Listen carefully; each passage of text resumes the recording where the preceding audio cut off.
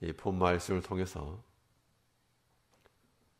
하나님의 호흡불호, 하나님의 호흡불호라는 제목으로 말씀을 증거하겠습니다.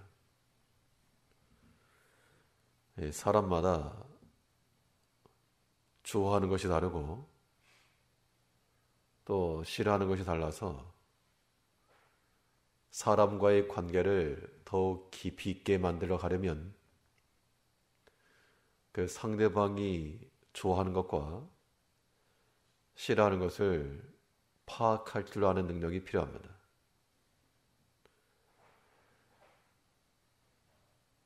우리가 하나님과의 관계에서 더 깊은 관계로 그 관계 속에서의 즐거움과 만족을 얻으려면 하나님의 기뻐하시는 것과 그렇지 아니하신 것을 우리가 분별을 하고 그 기뻐하시는 바를 행할 줄 아는 그러한 모습을 지녀야 됩니다.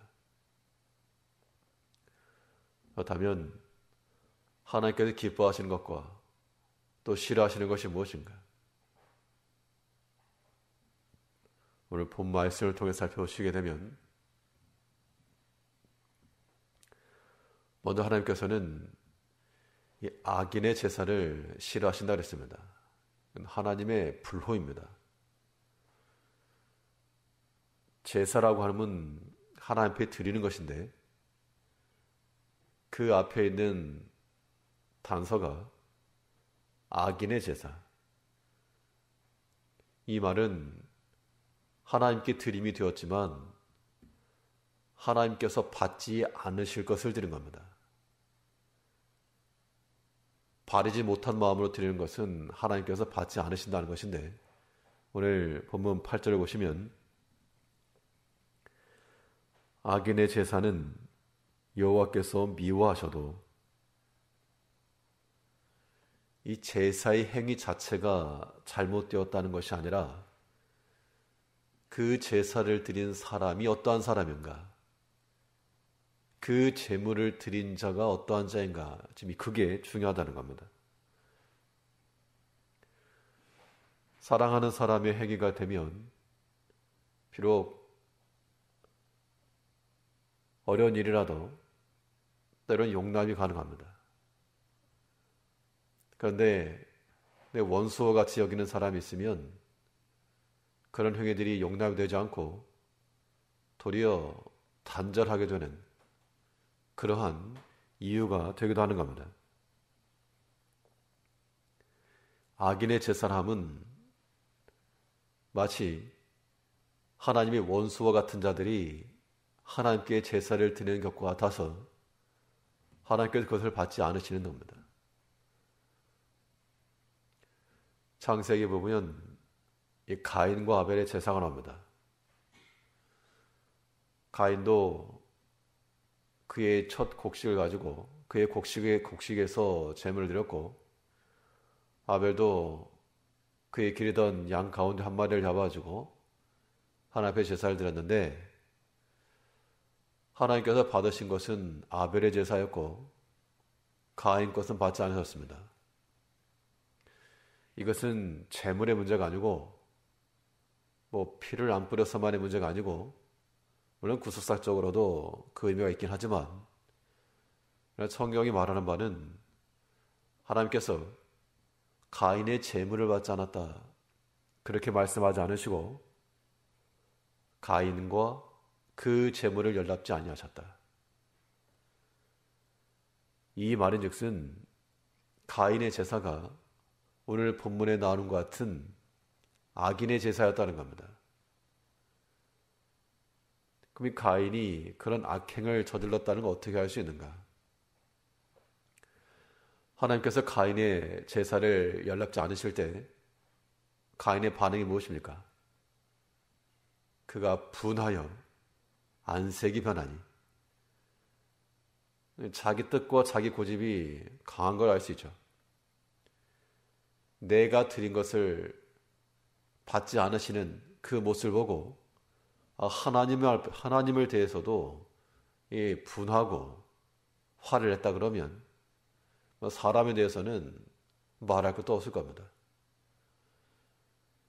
또 창세기에 보게 되면 죄가 내 문 앞에 있을지라도 너는 죄를 다스리라 한 것을 보면 이 가인은 하나님께 제사를 드리는 제사의 행위를 했었지만 그 마음속에 있는 죄의 미혹과 죄의 유혹에서 벗어나지 못하고 죄를 다스리지 못하고 자기 마음과 행실을 죄 가운데 놓고 말았다는 겁니다. 이런 자들의 제사가 악인의 제사입니다. 그렇다면 이제 우리가 우리 자신을 살필 때 우리가 만일 악행을 행하고 하나님께서 기뻐하지 아니하시는 그 길을 걸어가면서 드리는 제사라고 하는 것도 이 또한 악인의 제사가 되는 겁니다. 우리가 드리는 모든 예배 행위들이 가인과 같은 모습이 된다 그러면 하나님이 받지 않으시겠다고 말씀하시는 겁니다.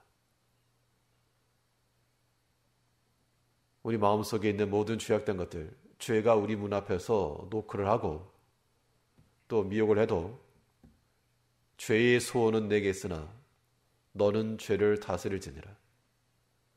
그런 마음을 가지고 우리 마음을 정결하게 하고 나아갈 때 그때 드리는 제사를 하나님께서 기뻐하신다 그 이야기입니다. 재물의 문제가 아니고 재물을 드리는 우리 자신의 문제입니다. 사울 왕이 아말렉을 진멸하지 않고 보기에 좋은 그런 짐승떼를 남겨두었지만 이거 하나 앞에 제사 드리겠다고 제물로 남겨놓은 겁니다. 그때 하나님의 말씀은 하나님의 말씀 듣는 것을 제사보다 더 기뻐하신다. 듣는 것이 수양의 기름보다 낫다. 이제 우리가 준비할 제물이라고 하는 것은 살이 토실토실 오른 양과 소를 준비하는 것이 아니고 하나님 말씀에 대해서 순종의 살이 오른 우리 자신입니다. 그래서 하나님께서 감동함을 주셔서 행하라 하면 기쁜 마음으로 행하고 또 하나님께서 경계하심으로 멈추라 하면 또한 멈출 줄 아는 우리 마음에 있어서도 거기 합당치 않다 하실 때 회개하고 돌이킬 줄 아는 그런 마음들이 바로 하나님께서 찾으시고 기뻐하시는 겁니다. 그런데 만약 우리가 그 마음을 갖지 못하면 우리가 드리는 모든 예배나 모든 기도나 그 어떤 봉사의 행위를 할지라도 그것은 악인의 제사와 같아서 하나님께서 받지 않으시는 겁니다. 우리 드리는 모든 신앙적 일들이 가인의 제물같이 하나님께 거절당하는 그러한 제물 되지 아니하도록 언제나 우리 마음을 정결하게 하고 하나님이 기뻐하지 아니하시는 모든 악행들을 다 물리쳐 나갈 수 있는 우리가 되어야 되겠습니다. 반대로 하나님이 기뻐하시는 것도 있는데 무엇을 즐거워하신다 하셨는가? 정직한 자의 기도는 기뻐하신다 그랬습니다. 하나님의 호입니다. 진실함을 가지고 주 앞에 간구하는 자들은 하나님께 들으신다는 겁니다. 본문 8절 다시 보시면 악인의 제사는 여호와께서 미워하셔도 정직한 자의 기도는 그가 기뻐하시느니라. 하나님께서 우리의 기도를 들으실 때 이 기도의 내용이 논리적으로 완벽하고 청산유소와 같이 막힘이 없었기 때문에 하나님께서 어쩔 수 없이 들어주시는 게 아니고 우리의 간구를 들으시는 하나님께서 우리를 보시고 참 내 사랑하는 아이인데 내 사랑하는 자녀인데 저걸 구한다. 하나님께서 우리를 보시고 들어주시는 겁니다. 우리가 어떠한 자가 되어야지만이 이 기도 응답에 나아갈 것인가? 기도를 많이 해서만이 아니고 우리가 하나 앞에서 정직한 자가 되고 진실한 자가 되어서 하나님 앞에 바로 구할 때 그것이 응답받는 기도가 되는 겁니다. 근데 이 하나님이 기뻐하시는 기도라고 하는 것은 우리가 우리의 필요를 놓고 구하지만 그런 것은 자기 중심적 기도입니다. 아니, 기도라고 하는 것이 내 필요를 구하는 것인데 그게 어떻게 자기 중심적인가? 우리가 아무리 궁해도 우리의 먹을 것과 마실 것만을 구하는 것을 가지고 우리 기도를 다했다라고 말할 수 없습니다. 하나님 중심적 기도는 무엇입니까? 우리의 약함과 궁핍함 속에도 능히 도우실 수 있는 하나님의 능력을 신뢰하는 것이요. 우리의 환난 중에 우리를 연단하실 하나님의 섭리를 믿고 구하는 것이 하나님 중심적 기도라는 겁니다. 이러한 기도가 하나님이 찾으시는 기도입니다. 내 상황이 어렵게 되었으니 들어주시오. 그 소리를 고래고래 지른다고 해서 그게 응답되는 게 아니고, 물론 하나 앞에 우리 사정을 아뢰는 것이 맞지만 우리 기도의 근간에는 우리의 모든 사정을 이미 다 하신 하나님, 또 얼마든지 우리에게 능력을 베푸시고 길을 열어주실 수 있는 하나님, 그 하나님에 대한 신뢰와 하나님의 하나님 되심을 믿고 구하는 것이 하나님께서 기대하시는 바입니다. 그래, 좋은 노래가 있으면 때로 또 듣고 싶고 반복해서 듣는 것처럼 이 정직하고 진실한 자들의 기도는 하나님께서 또 듣고 싶어 하시는 그런 찬송과도 같은 겁니다. 이제 우리가 하나님께서 기뻐하시는 바, 이 정직한 자의 기도를 하나님께 기뻐하신다 했으니까 우리 마음이 언제나 빛 가운데로, 진실한 가운데로, 정직한 가운데 나아감으로 우리의 간구와 기도를 기뻐 들으시고, 하나님께서 기뻐 들으신다는 것은 우리를 위해서 일하실 수 있는 하나님의 응답이 또한 포함되는 겁니다.